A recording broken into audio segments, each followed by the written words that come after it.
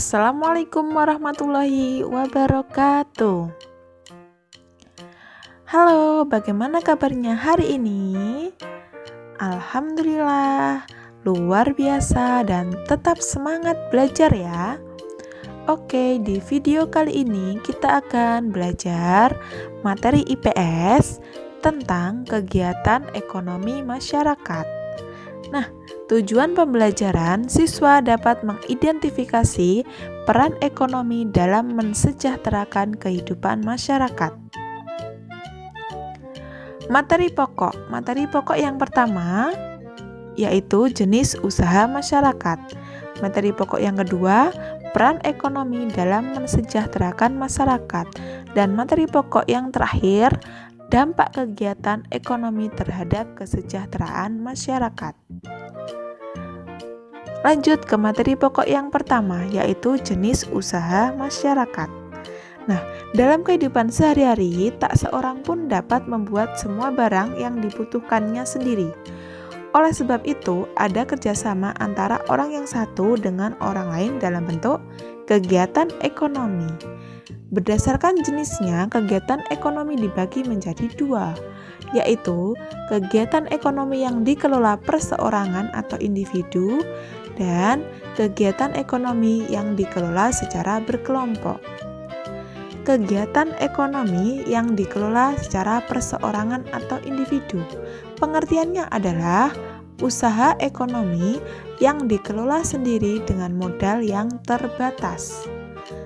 Nah, kegiatan ekonomi yang dikelola perseorangan juga terdapat kelebihan. Yang pertama, yaitu pemilik dapat mengembangkan usaha sesuai dengan keinginannya sendiri.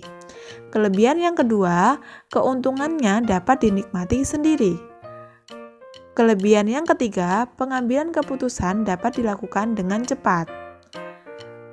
Kelebihan yang keempat, tidak bergantung kepada orang lain dalam pengaturan usaha.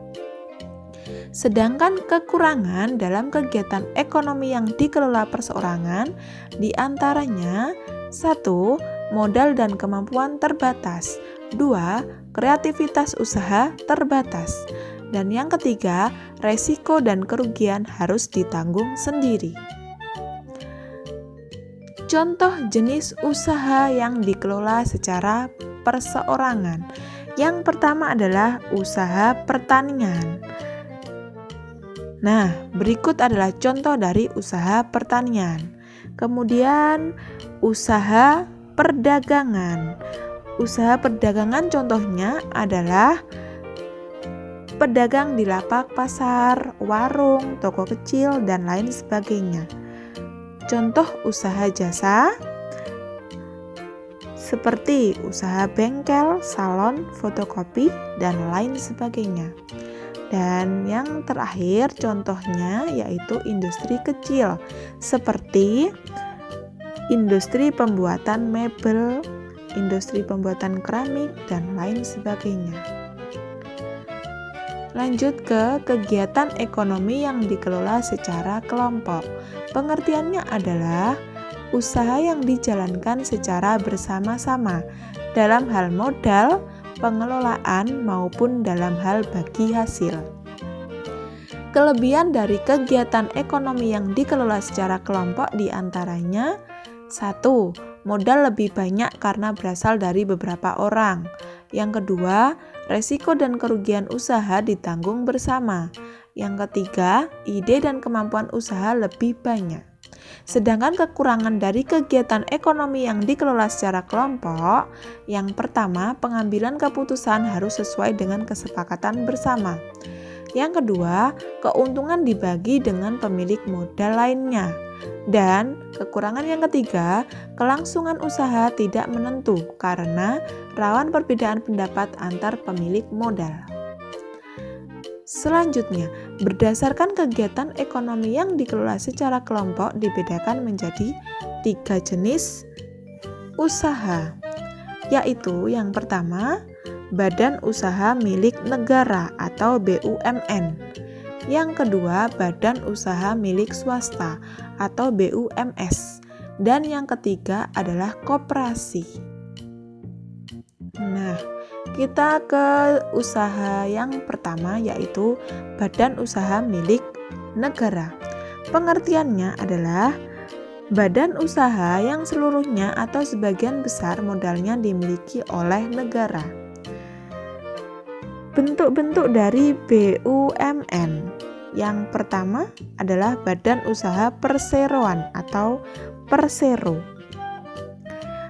BUMN yang terbentuk perseroan terbatas yang modalnya terbagi dalam saham yang seluruhnya atau paling sedikit 51% sahamnya dimiliki negara Republik Indonesia. Tujuannya hanya untuk mengejar keuntungan. Contohnya adalah PT Pertamina, PT Bank Mandiri, PT Bank Rakyat Indonesia, PT PLN, dan masih banyak lagi. Lanjut ke bentuk-bentuk BUMN yang kedua, seperti Badan Usaha Umum atau Perum.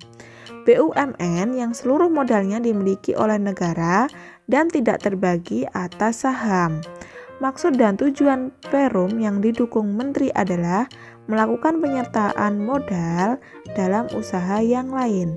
Contohnya adalah Perum Pegadaian, Perum Perumahan Umum Nasional atau Perumnas, dan masih banyak lagi lainnya. Lanjut ke bentuk BUMN yang ketiga, perusahaan jawatan atau perjan. Salah satu bentuk BUMN yang memiliki modal yang berasal dari negara. Besarnya modal perusahaan jawatan ditetapkan melalui APBN atau Anggaran Pendapatan dan Belanja Negara. Contohnya adalah PT Kereta Api Indonesia. Kita lanjut ke jenis yang kedua, badan usaha milik swasta. Di antaranya pengertiannya, jenis badan usaha yang didirikan dan dimodali oleh seseorang atau sekelompok orang. Bentuk-bentuk dari BUMS di antaranya yang pertama yaitu firma. Firma adalah badan usaha yang didirikan oleh 2 orang atau lebih dan setiap anggota bertanggung jawab penuh atas perusahaan. Contohnya adalah firma hukum, firma akuntansi, dan masih banyak contoh lainnya. Lanjut ke bentuk-bentuk BUMS yang kedua adalah persekutuan komanditer atau CV. Salah satu bentuk usaha yang dipilih para pengusaha yang ingin memiliki kegiatan usaha namun modal minim. Contohnya adalah CV Purnama Jaya Persada, atau ada lagi CV Taruna Jaya Mandiri, dan masih banyak lagi contoh lainnya. Lanjut ke bentuk yang terakhir yaitu perseroan terbatas atau PT. Pengertiannya adalah usaha bersama yang modalnya berupa kumpulan saham. Saham diartikan sebagai bukti kepemilikan suatu perusahaan atau penyetoran modal. Contohnya seperti PT Gudang Garam, PT Jarum, PT Indofood Surya Makmur, dan masih banyak lainnya. Kita lanjut ke jenis yang ketiga yaitu koperasi. Pengertiannya adalah usaha bersama dalam bidang ekonomi. Kerjasama dalam koperasi berdasarkan prinsip saling membutuhkan dan kesamaan anggotanya. Nah, di sini ada bentuk-bentuk koperasi. Yang pertama adalah koperasi konsumsi. Koperasi yang menjalankan usaha penyediaan berbagai barang untuk kehidupan sehari-hari. Contohnya adalah koperasi mahasiswa. Bentuk yang kedua yaitu koperasi simpan pinjam. Koperasi yang bergerak dalam usaha simpan pinjam. Contohnya adalah koperasi pasar, koperasi simpan pinjam unit desa atau KUD. Dan bentuk yang ketiga adalah koperasi produksi. Koperasi yang bergerak dalam bidang produksi barang. Contohnya koperasi beras, koperasi susu, koperasi hasil kerajinan, dan masih banyak lain contohnya. Lanjut ke bentuk yang keempat yaitu koperasi jasa. Koperasi yang bergerak di bidang penyediaan jasa tertentu bagi para anggotanya maupun masyarakat umum. Contohnya adalah koperasi jasa angkutan. Dan bentuk yang terakhir yaitu koperasi serba usaha. Koperasi yang menjalankan bermacam-macam usaha. Contohnya adalah unit pertokoan. Kita lanjut ke materi pokok yang kedua, yaitu peran ekonomi dalam mensejahterakan masyarakat. Nah, di dalam masyarakat terdapat berbagai macam kegiatan ekonomi. Kegiatan ekonomi yang paling tampak dan berpengaruh adalah kegiatan jual beli di pasar. Nah, berdasarkan strukturnya terdapat dua bentuk pasar barang, yaitu yang pertama pasar persaingan sempurna dan yang kedua pasar persaingan tidak sempurna.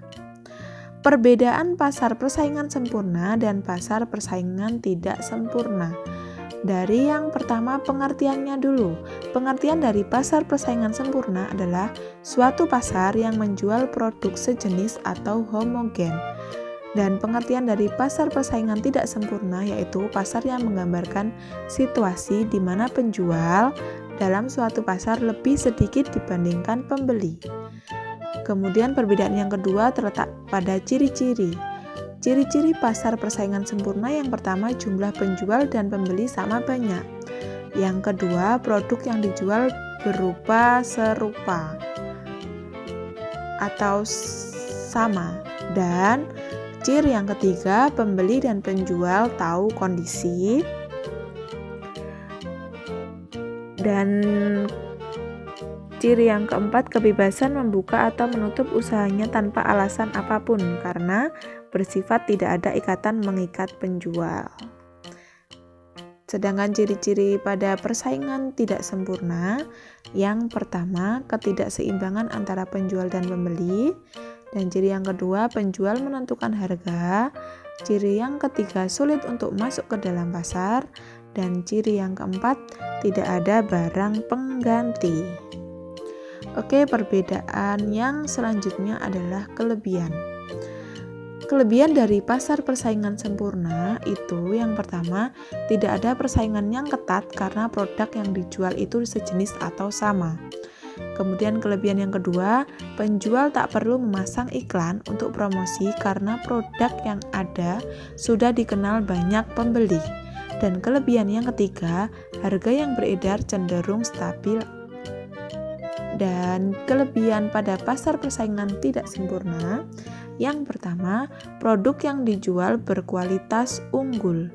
Kelebihan yang kedua, keuntungannya yang lebih besar. Kelebihan yang ketiga, bebas biaya produksi. Dan kelebihan yang terakhir, mendorong inovasi produk. Kemudian perbedaan yang keempat terdiri dari kekurangan.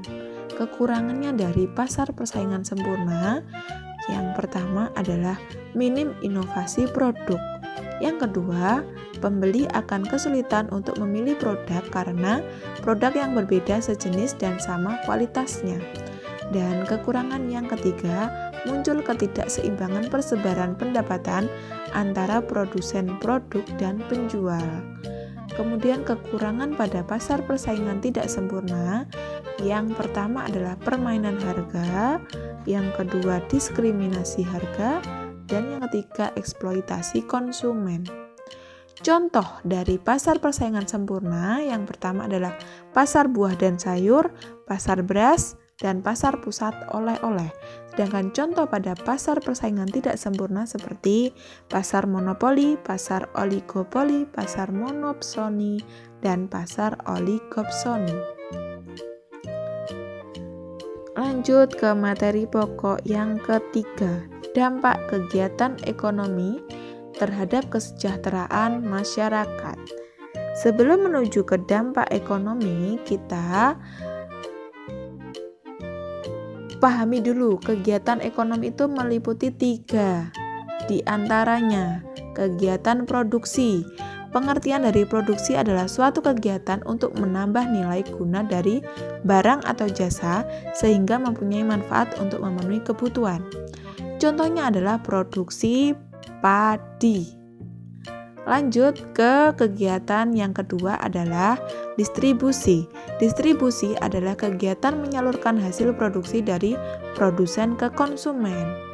Contoh dari distribusi adalah distribusi beras. Lanjut ke kegiatan ekonomi yang ketiga, konsumsi. Konsumsi adalah kegiatan individu untuk mengurangi atau menghabiskan nilai guna dari barang atau jasa untuk memenuhi kebutuhan hidupnya. Contoh konsumsi adalah konsumsi nasi. Nah, dari kegiatan ekonomi yang sudah dijelaskan, akan terdapat dampak kegiatan ekonomi terhadap kesejahteraan masyarakat. Kegiatan ekonomi akan berpengaruh terhadap kesejahteraan masyarakat sebab apabila rangkaian kegiatan ekonomi terkendala, maka siklus kegiatan ekonomi di masyarakat akan terputus. Sebaliknya, jika rangkaian kegiatan ekonomi berjalan dengan baik, maka siklus kegiatan ekonomi di masyarakat akan tetap terjaga dan terjadi peningkatan. Seperti di bidang produksi, jika meningkatnya lapangan kerja di bidang produksi, maka akan terjadi peningkatan pula terhadap pendapatan masyarakat, serta banyaknya barang-barang yang diproduksi juga akan meningkatkan peluang terhadap usaha di bidang distribusi, sehingga dapat memudahkan masyarakat mendapatkan barang-barang dengan mudah untuk proses konsumsi. Nah, penjelasan di atas merupakan dampak dari kegiatan ekonomi terhadap kesejahteraan masyarakat. Cukup sekian video kali ini, semoga bermanfaat. Terima kasih. Dan sampai jumpa di video-video berikutnya. Tetap semangat belajar, tetap jaga kesehatan. Wassalamualaikum warahmatullahi wabarakatuh.